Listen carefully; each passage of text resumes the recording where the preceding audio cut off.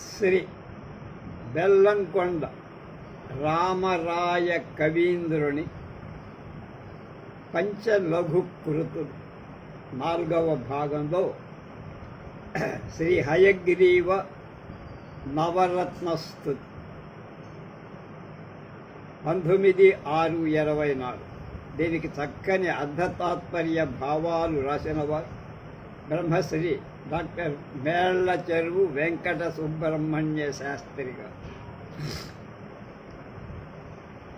ఓంకారలక్షితమహోమయ సన్నభాంశం నక్షత్ర పూజిత సహస్రదళాంఘ్రియుగ్మం మోదావహాదికమఠాయిత గుల్ఫదేశం లక్ష్మీహయానన మహం శరణం ప్రపజ్యే. ఓంకారలక్షితమహోమయ సన్నఖాంశం నక్షత్ర పూజిత సహస్రదళాంఘ్రియుగ్మం మోదావహాదికమఠాయిత గుల్ఫదేశం లక్ష్మీ హయానన మహం శరణం ప్రపజ్యే.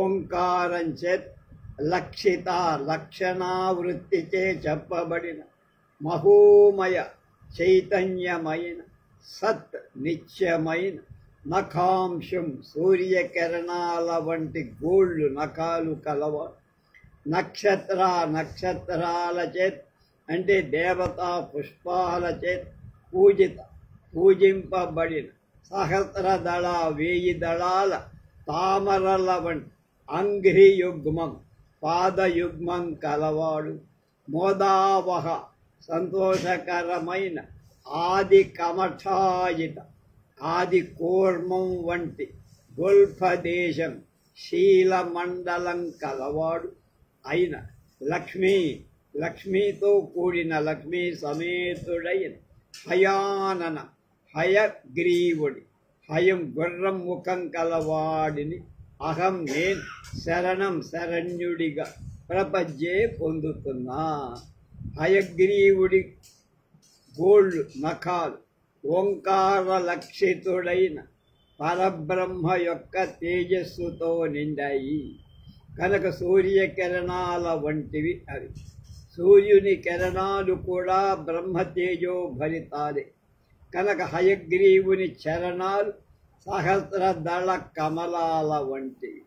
విష్ణు పాదం ఆకాశం, దానికి విష్ణు పదం అనే పేరు ఉంది కదా. అలాగే ఆకాశంలో వికసించిన నక్షత్ర దేవతలు విరజల్లిన దేవతా పుష్పాలలాగా ఉన్నాయి కనుక సర్వ అవతార మూల స్వరూపుడై హయగ్రీవుడి గుల్ఫాలు అంటే శీలమండల్ ఆది కూర్మంలాగా ఉన్నాయి. లక్ష్మీ సమన్వితుడైన ఆ హయగ్రీవుణ్ణి నేను శరణు కోరుతున్నా. ఇక్కడ రామకవీంద్రుడు అంటే రామరాయ కవి ఇష్టదేవత ఆయన హయగ్రీవ ఉపాసకుడు. ఆయన నవరత్నాల వంటి 9 శ్లోకాలతో స్తుతి చేస్తున్నారు.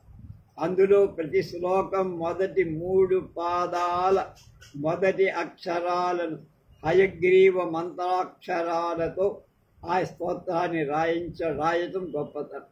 మంత్రదేవతకు మంత్రమే శరీరం కనుక మంత్రాక్షరాలు దేవత అవయవాలే అవుతాయి. ఆ ప్రకారం ఈ పద్యంలో ఓం నమో అనే అక్షరాలతో 3 పాదాలను రచించారు. అందులో ఓం అనేవి కాలిగోడు, నా పాదద్వంద్వం, మో శీలమండల్.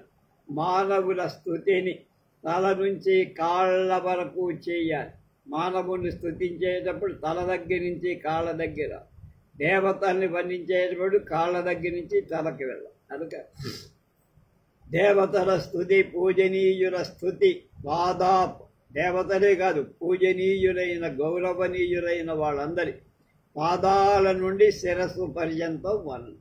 కనుక ఈ స్తోత్రం హయగ్రీవ పాదంతో మొదలైంది. ఓంకారం పరబ్రహ్మకు సంకేతమే కానీ సాక్షాత్తు వాచ్యకం కాదు. అది ఈశ్వరుడికి అది ఒక పేరు వాచకం. బ్రహ్మాన్ని నిర్వర్తించడానికి వేదాలే చేతులెత్తేశాయి కనుక ఓంకారానికి కూడా సంతానంలో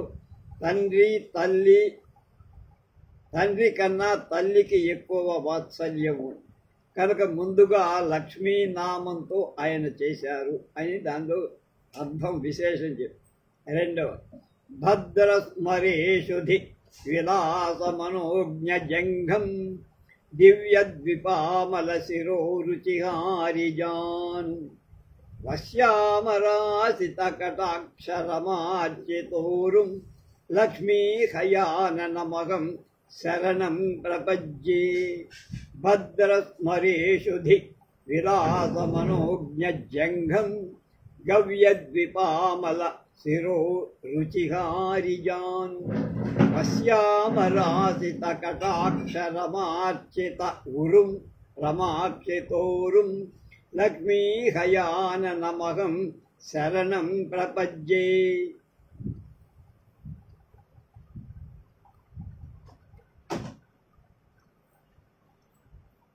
లక్ష్మీ హయాననమహం శరణం ప్రపజ్యే అది మకుటం ఈ శ్లోకాల.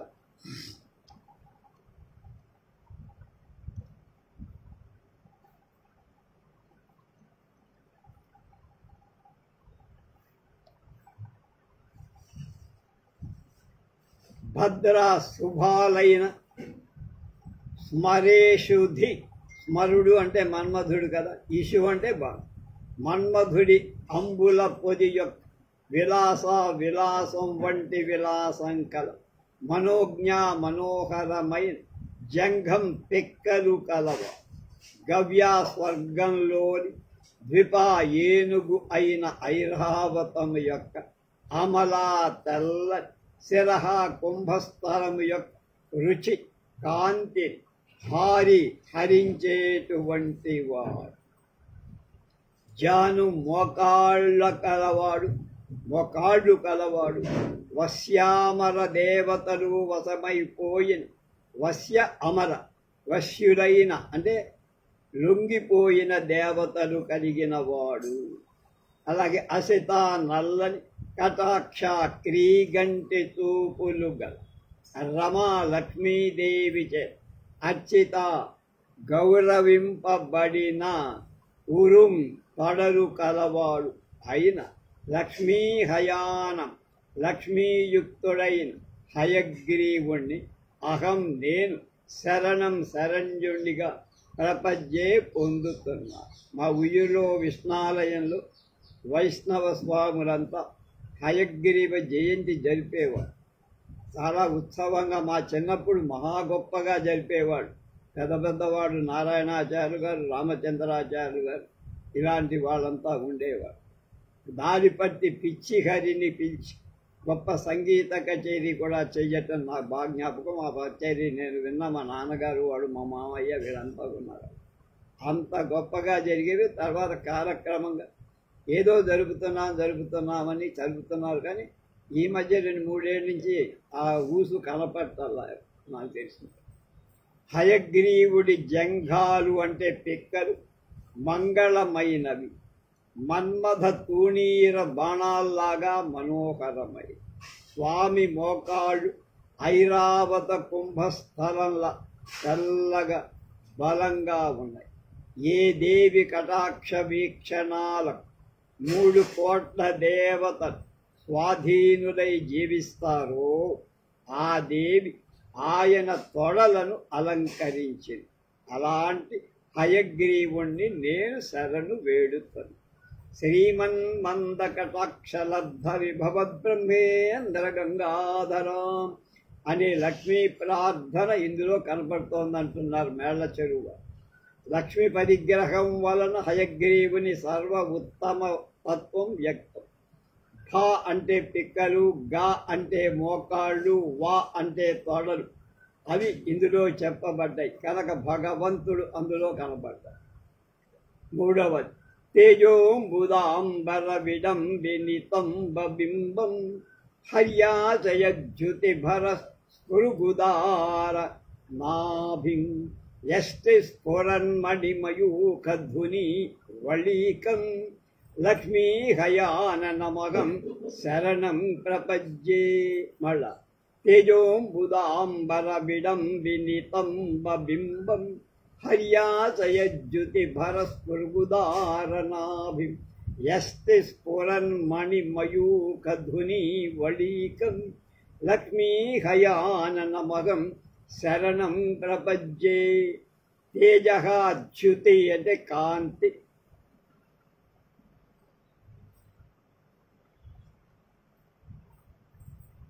శరశ్చంద్ర కాంతి. కల అంబుదా మేఘం వంటి అంబరహ తెల్లని పట్టుబట్ట కలిగి విడంబి ధరిస్తున్నటువంటి నితంబ బింబం ఇరుదులు మండలం కలవాడు హర్యాశయ జలాశయము యొక్క జ్యుతిభర కాంతిని స్మురుగ్ పొందినటువంటి ఉదర నాభిం విశాలమైన బుడ్డు నాభి కలవాడు. యస్తి అరాలలు స్ఫురత్ మెరుస్తున్న మయూఖధుని. మయూఖాలంటే కిరణ ప్రవాహాలు, ధుని అంటే ప్రవాహం కల వడీకం ముడుతలు కలవ అయిన లక్ష్మీ హయానన లక్ష్మీయుక్తుడైన హయగ్రీవుని అహం నేను శరణ్యుడిగా ప్రపంచే పొందుతాను. తాత్పర్యం ఏమిటి? శారద చంద్రకాంతి తళతళలాడుతుంది. తెల్లని పట్టుబట్టలు ధరించిన వాడు హయగ్రీవుడు. ఆయన నాభి జలాశయంలా విశాలమై లోతుగా ఉంది. హార కాంతులు పొట్ట మీద 3 ముడుతలతో నదుల త్రివేణి సంగమంలాగా ఉంది. అలాంటి హయగ్రీవుణ్ణి నేను శరణు వేడుతున్నా. విశేషాలు ఏమిటి? హరి అంటే 2 రకాలు. కప్పరు అనే అర్థం కూడా ఉంది. హరి అంటే సింహం అనే అర్థం, హరి అంటే విష్ణువు అనే. హర్యాశయం అంటే చెరువు, కప్పలకు ఆశయంగా ఉన్నది చెరువు. హర్యాశయం అంటే చెరువు, కప్పలు తెప్పలుగా చేరిన అని అంటారు. పద్యం ఉంది మనకి. చంద్రకాంతి మణిమయమైన జలాశయం వంటిది హయగ్రీవ నాభి అలా ఉంది. హరి అంటే పాము అనే అర్థం కూడా. హర్యాశయం అంటే సర్పహృదయం, దానిలోని చ్యుతి కాంతిలకగ్గాడు. స్ఫురక్ తాకు అంటే జయించు, రోమరాజితో అందమైన నాభి కలవ అంటే పాములాగా అందమైన నూగారు ఉన్నవా. హరి అంటే సర్పం అంటే అతిశయోక్తి చేత రోమరాజి దాని యందు అందంగా పొందబడిన నాభి కలవ. హరి విష్ణువు. హర్యాశయ విష్ణువులో మీద చిత్తంగల బ్రహ్మ యొక్క జ్యుతిభర తేజస్సును పొందిన నాభి, బ్రహ్మ తేజస్సు కలవు. హయగ్రీవుని శ్వేతనాభికి బ్రహ్మకాంతి వల్ల మరింత అందం చేకూరింది. ఇందులో తే నితంబం, హ నాభి, యా వడులు, ఈ 3 వర్ణింపబ.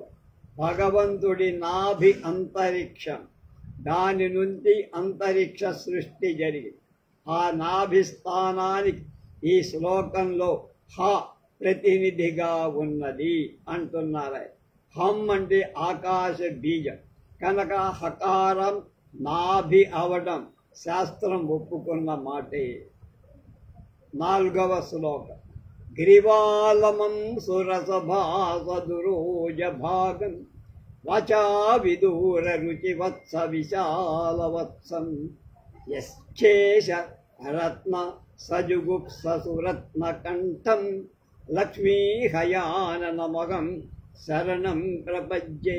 మళ్ళ గిరివాలమం సురసభాసదురోజ భాగం వాచా విదూర రుచివత్స విశాలవక్షం యక్షేశరత్న సజుగుప్ససురత్న కంఠం లక్ష్మీ హయాననమగం శరణం ప్రపజ్యే.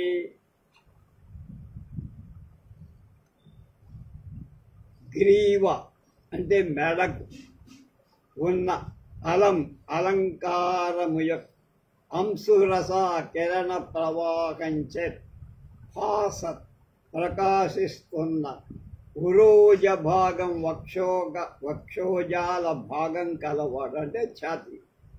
వాచా విదూర మాటలకు అందని రుచి కాంతిగల వత్స శ్రీవత్సమనే మణి అనే పుట్టుమచ్చతో ఉన్న విశాల వక్షస్థలం కల. వత్సం వక్షం రెండు ఒకటే అన్నమాట. యక్షేశ కుబేరుడి యొక్క రత్నాలపై సజుగుప్స తక్కువ భావం కల సురత్న కౌస్తుభమణి కంఠంలో కలవాడు. అది శ్రీవత్సమనే పుట్టుమచ్చ, కౌస్తుభమణి కంఠం లేదు అయిన లక్ష్మీ హయానన లక్ష్మితో కూడిన హయగ్రీవుని అహం నేను శరణ్యునిగా ప్రపంచే పొందుతా.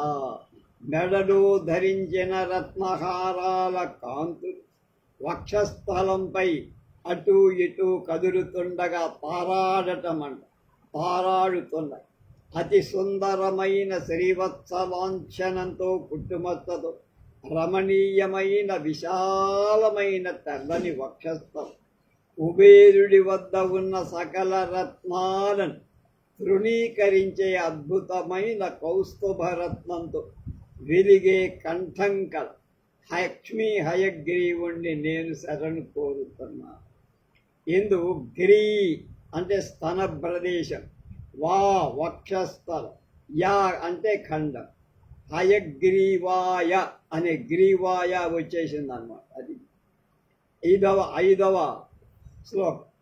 విశ్వ ప్రపంచ గురుదంచన చుంచుబాహుం స్నప్రచ్యుతే స్న ప్రచ్యుపేత కృపదార్థ రుగర్ధ చక్రం, రుక్ యొక్క అర్ధచక్రం, వేదాంత సద్రసజ హస్తగ హంస శంఖం లక్ష్మీ హయాననమగం శరణం ప్రపజ్యే. మళ్ళ విశ్వ ప్రపంచ రుగుదంచన చుంచుబాహుం స్నప్రచ్యుపేత కురు పదార్థ రుగర్ధ చక్రం. ఆ కురు అటు కలిపితే కృష్ణ అయిపోతుంది.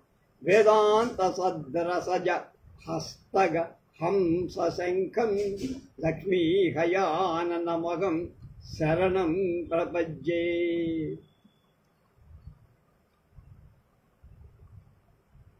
విశ్వ సమస్తమైన ప్రపంచము యొక్క ప్రపంచము యొక్క రుక్ అంటే కాంతుల యొక్క, ఉదంచన పెంచటంలో, చుంచు కూడిన, బాహుం 4 చేతులు కల, స్న అనే అక్షరం చేత ప్రత్యుపేద అవతల వైపు కలిసిన, కురు అనే పదం కృష్ణ అనే పదం యొక్క అర్థమైన అగ్ని రుగర్ధ కాంతియే ధనంగా కల చక్రం సుదర్శన చక్రం ధరించిన వాడు.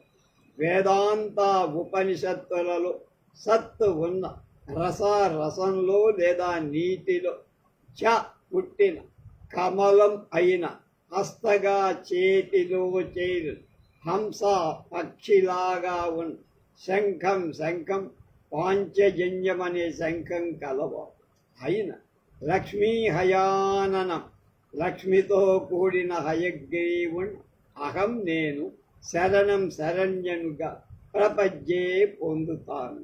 తాత్పర్యం ఏమిటి?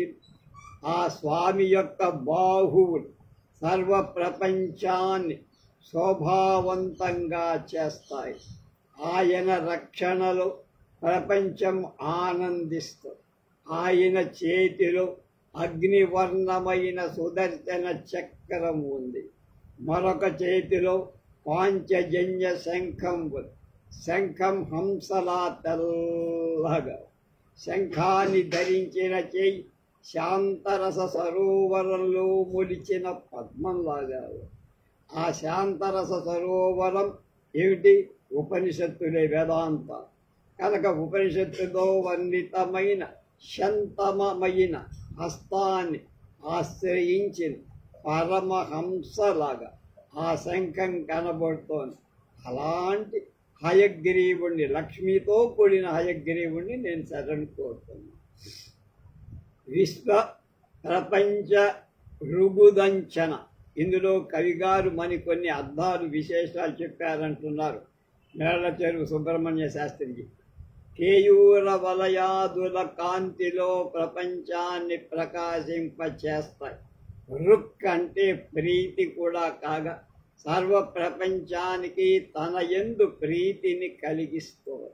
ఉపనిషత్తులు అనే సరోవరంలో గల శాంతరసం పుట్టిన కమలమే హయగ్రీవుని యొక్క హస్తం. దాన్ని ఆశ్రయించిన హంస శంఖం. దీనివల్ల భగవంతుడు వేదాంత వేద్యుడు అని వ్యంగ్యంగా చెప్పారు, చెప్పకుండా. ఈ శ్లోకంలో వి అంటే బాహువులు, స్న అంటే ఒక చేతిలోని చక్రం, వే అంటే వేరొక చేతిలోని శంఖం వర్ణింపబడింది కనుక విష్ణు అనేటువంటి దానిలో చెప్పేశారు.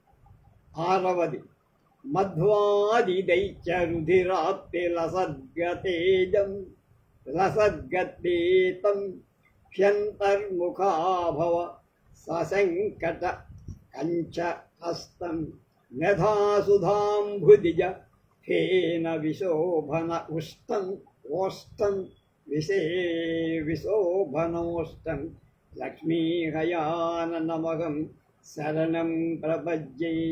మధ్వాదిదైచ రుధిరాప్తి లసద్గదేతం హ్యంతర్ముఖావన సకంటక కంకయస్తం మెధాసుధాంభుధిజ ఫేన విశోభనోష్టం లక్ష్మీహయాననమగం శరణం ప్రపజ్యే.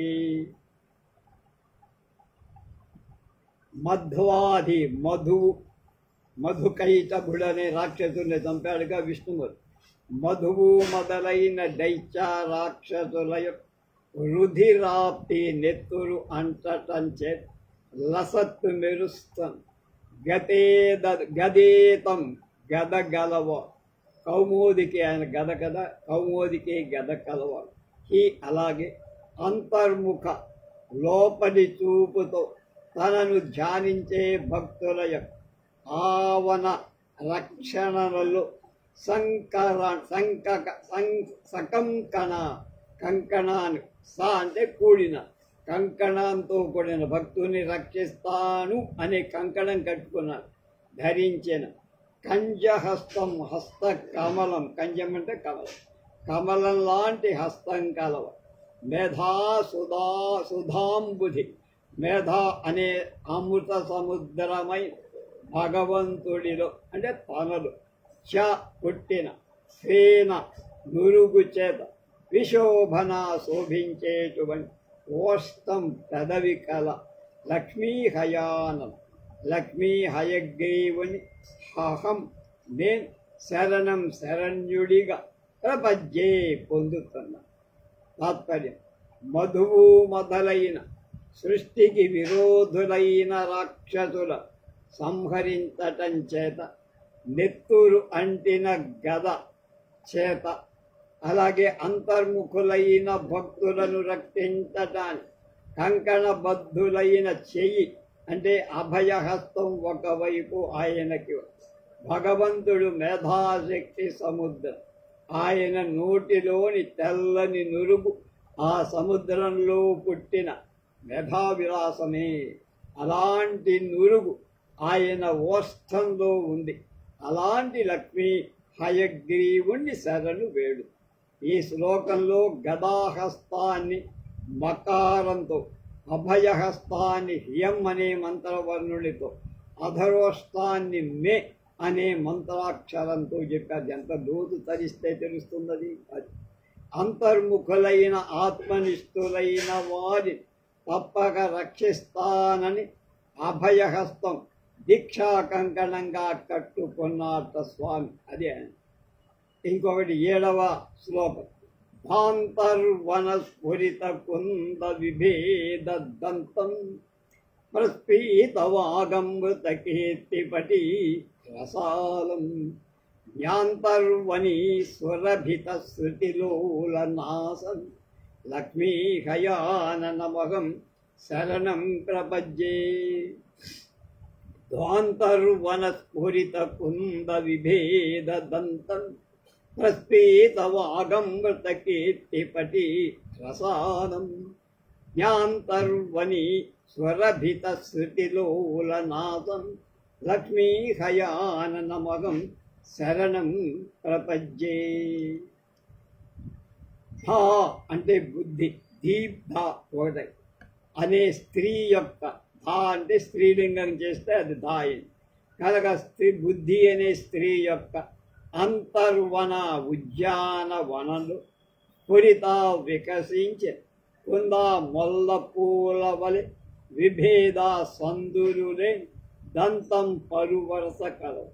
ఎవడైనా మంచి దంతాలుంటే కుందంతా, కుంద అంటే మొల్ల మల్లె కాదు, మొల్ల మొగ్గల్లాంటి దంతాలు కలవాడు. ప్రస్ఫీత సమృద్ధమైన వాగ్గమృత అమృతం వంటి వాక్కుల యొక్క కీర్తి కీర్తి పతాకంలా ఉన్న రసాలం నాలుక కలవాడు. జ్ఞ పండితుల యొక్క అంతర్వని మనస్సు అనే, అంతర్వని మనస్సు అనే వని అంటే తోటను సురభిత పరిమళింపచేసింది. ఏం చేస్తుంది? దేంతో? శృతి అంటే వేదం చేత. లోలా చంచలమైన నాసం ముక్కు కలవాడు, ముక్కు అటు ఇటు చెప్తాడు గురుడు. అది అయిన లక్ష్మీ హయాననం, లక్ష్మీ హయగ్రీవు అహం నేను శరణం శరణ్యుడిగా ప్రపంచే పొందుతాను. హయగ్రీవుడి దంతాలు ప్రజ్ఞాదేవి గారి ఉద్యానవనంలో పూచిన మొల్ల మొగ్గల్లాగా ఉంది. ఆయన నాలుక ఆ స్వామి వాక్య అమృతము యొక్క కీర్తికి పతాక జెండాలాగా కదులుతోంది. జ్ఞానుల మనస్సులను పరిమళింపచేసిన వేదవాక్య వాసనల చేత నాసిక చలిస్తోంది అటు. అలాంటి హయగ్రీవుణ్ణి శరణు వేడు. భావనలు విశేషాలు.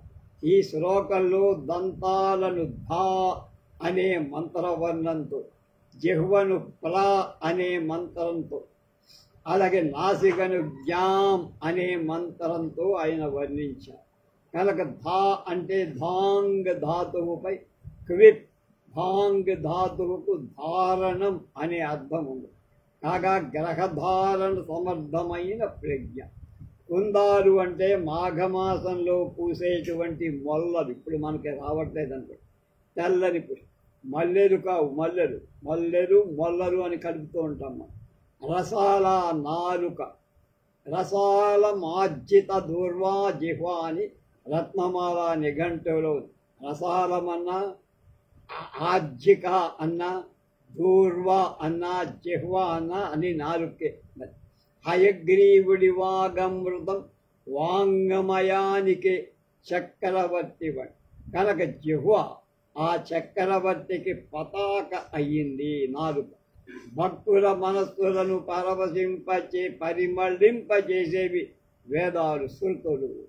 అనక శృతులు పుష్పాలు, పుష్పాలకి వాసన సువాసన ఉంటుంది కనుక వ్యంగ్యంగా చెప్పారు.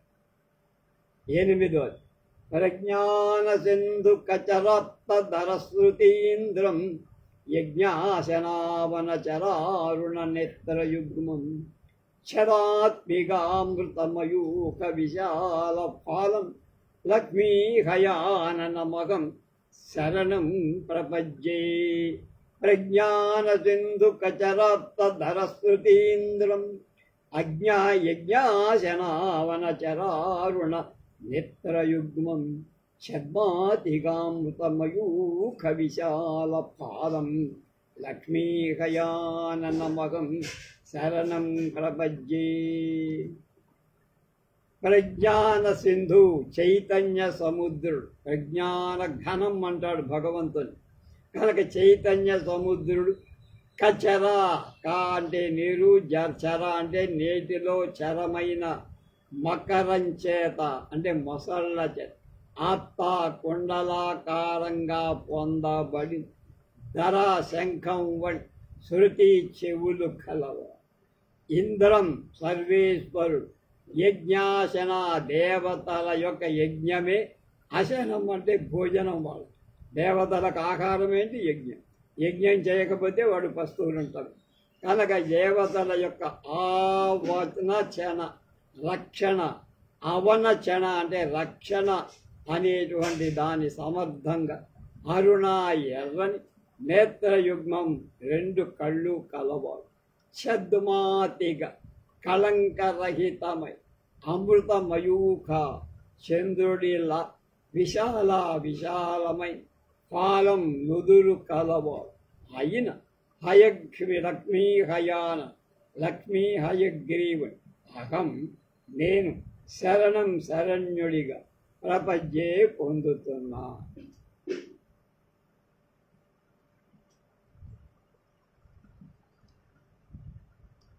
భగవంతుడు చైతన్య సాగర్, అందులోని మకరాలలాగా చెవులకు కొండలాలు ఉన్నాయి.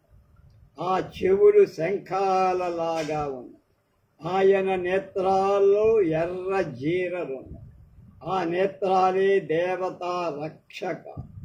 ఆయన నుదురు కళంకరహితుడైన చంద్రుడిలా తెల్లగా విశాలంగా ఉంది. అలాంటి హయగ్రీవుణ్ణి నేను శరణు కోరుతాను. కచరాత్మధరస్సుతీంద్ర, ఇందులో కచరుడు అంటే సోమకాసురుడి చేత అపహరింపబడిన భయధరపడిన వేదాలను రక్షకుడు అంటే రక్షించినవాడు. అది కనుక మహాపురుషుల నేత్రాలు అరుణ రేఖలతో ఉంటాయని సాముద్రిక శాస్త్రం చెబుతోంది. రాక్షసులను చూసి కోపంతో కొంచెం ఎర్రబడిన స్వామి కళ్ళు అని చెప్పచ్చు. ఆ కళ్ళను చూసి రాక్షసులు భయపడి పారిపోయినందువల్లనే దేవతలు రక్షింపబడ్డారు అనే భావం అందులో. మామూలు చంద్రుడిలో కళంకం ఉంటుంది. హయగ్రీవ ముఖంలో అది పోలికకి పనికిరాదు. ఆయన ముఖంలో కళంకం లేదు. కనుక నిష్కళంకమైన హయగ్రీవ ముఖం చంద్రుడి కంటే అధిక కాంతి కలిగి ఉన్నాడు. ఇందు రా అంటే చెవులు, యా అంటే నేత్ర 2 కళ్ళు, ఛ అంటే విశాలమైన నుదురు వర్ణించబడ్డాయి. హయగ్రీవ మంత్రంలో ఈ అక్షరాలు ఉన్నాయి. చివరిది 9వ శ్లోకం. స్వాధీన పద్మ మధుమత్త విశేషకాళిం ఆర్ధస్ఫురద్భగణ కైతవ రత్నకూటం ఓంకార పంజర విహార హరిప్రకాశం లక్ష్మీ హయాననమహం శరణం ప్రపజ్యే. మళ్ళా స్వాధీన పద్మ మధుమత్త విశేషకాళిం హార్ధస్ఫురద్భగణ కైతవరత్నకూటం ఓంకార పంజర విహార హరిప్రకాశం లక్ష్మీ హయాననమహం శరణం ప్రపజ్యే. స్వాధీన తనకు, స్వాధీనం అంటే లొంగిపోయే, పద్మ ముఖ పద్మము యొక్క మధు సౌందర్యమకరందంచే మత్త మదించే విశేషక తిలకం వంటి అడి తుమ్మెదలు కలవాడు. హార్ద హృదయపూర్వక స్నేహంచే పురత్తు మెరుస్తుంది. భగణ నక్షత్ర సమూహము కైతవ వ్యాజ్యం చేత రత్నకూటం రత్న కిరీటం కలవాడు. ఓంకార ఓంకారమని పంజర పంజరలు విహార విహారం కలవాడు కనుకని హరి చిలుక, విష్ణువు అని ప్రకాశం కీర్తి కలవాడైన లక్ష్మీ హయాన లక్ష్మీ హయగ్రీవుని అహం నేను శరణ్యుడిగా ప్రపంచే పొందుతా. తనకు అధీనమై నిత్యం వికసించే పద్మంలో నిరంతర మకరంద పానం చేత మదించిన తుమ్మెద కలవాడు అంటే నిత్య వికాసమైన ముఖంలో నిరంతర ప్రకాశమానమైన కస్తూరి తిలకం కలవాడు.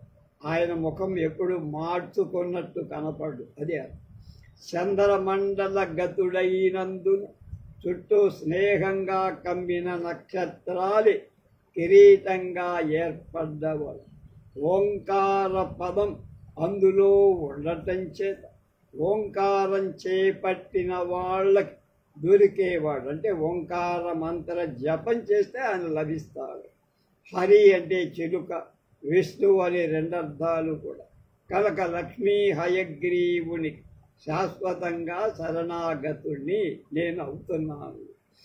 ఈ శ్లోకంలో హయగ్రీవుని కస్తూరి తిలకాన్ని స్వా అనే మంత్ర వర్ణంతో, ఆయన రత్న కిరీటాన్ని హా అనే మంత్ర బీజంతో, చివరగా ఆయన యొక్క ఓంకార లభ్యమైన చిలుక వంటి విష్ణు స్వరూపాన్ని ఓం అనే ప్రణవంతో వర్ణించారు రామరాయ కవి. ప్రణవంతో మొదలైన ఈ స్తుతి మళ్ళా ప్రణవంతోనే ముగిసేది. ఈ ఓంకార కర్తరి వలన హయగ్రీవుడు ఓంకార పంజర సుఖీం అంటుంటాం అమ్మవారు. ఈయన కూడా అంతే, ఓంకార పంజర సుఖమైన విష్ణు స్వరూపుడని. హయగ్రీవ మంత్రం కూడా ఓంకారార్థ పర్యవసానమని ఇందులో చెప్పకుండా చెప్పు. స్వాధీన అంటే భగవంతుడికి అధీనమైన అని ఒక అర్థం. ఆయన ముఖంపై ఇతరులకు ఎవ్వరికీ అధికారం లేదని ఇంకొక అర్థం. స్వ అంటే తనకు, అంటే తుమ్మెదకు మరొక అర్థం కూడా. ఈ శ్లోకపాదలో అడిం ఉన్నది కనుక ఈ తుమ్మెదకు ఈ పద్మం సొంతం. అది దాని నుండి వెళ్లాల్సిన అవసరమే లేదు, దాన్ని వదిలిపెట్టదు. దాని మకరంద పానానికి మరొక తుమ్మెద రాను కూడా రాదు, ఆ అవసరము లేదు. దాని మకరంద, అలాగే సూర్యుడికి అధికారం కూడా దాని మీద, చంద్రుడితో సంకోచముడు. ఇంతకు ఈ తుమ్మెద స్వామివారు ధరించింది ఏమిటా తుమ్మెద? కస్తూరి నామం కనుక నలుపు కనుక తిలకం తుమ్మెదగా చెప్పదు. ముఖానికి బదులు పద్మం, సౌందర్యానికి బదులు మధువు అని చెప్పటం వల్ల అతిశయోక్తిగా చెప్పారు కవి. దీనికి తోడుగా బొట్టు వంటి తుమ్మెద అని చెప్పడం దాని ప్రతీపం అంటారు. తుమ్మెద వంటి బొట్టు అంటారు మామూలు, ఇక్కడ బొట్టు వంటి తుమ్మెద. కానీ నక్షత్రాల వంకతో రత్న కిరీటం ప్రకాశించటం కైతవ ప్రతీపం. నిజానికి రత్న కిరీటంలా నక్షత్రాలు ఉన్నాయి కనుక రత్న కిరీటం అనేది ఉపమ, నక్షత్రాలు ఉపమేయం. ఈ క్రమం ఇక్కడ తిరగబడి రత్న కిరీటమే ఉపమేయం, నక్షత్రాలే ఉపమానంగా. కైతవ శబ్ద ప్రయోగం వల్ల కైతవ ప్రతీపం అయ్యింది, ప్రతీపాలంకారం. లేదా నక్షత్ర గణమే మాయా కిరీటంగా కలవాడని, అంటే చంద్రబింబమే ఇది కనుకనే దీనిలో అనురాగంతో నక్షత్రాలు చుట్టూ చేరి వెలుస్తున్నాయి, మెరుస్తున్నాయి అని. కాగా కిరీటం చంద్రబింబం, అందులోని మణులు నక్షత్రాలు. ఇందులో విశేషాలు చెప్పకుండానే మనకు అర్థం, రూపక అతిశయోక్తి ఉన్నాయి. ఇది 1825 క్రోధి నిజ జ్యేష్ఠ శుద్ధ చతుర్థి నాడు ఈ హయగ్రీవ నవస్తుతి రాశారు బెల్లంకొండ రామరాయ కవీంద్రుడు. దీంతో 9 శ్లోకాలు అయిపోయాయి. రేపు సాలగ్రామ నృసింహ అష్టకం చెప్పుకోండి.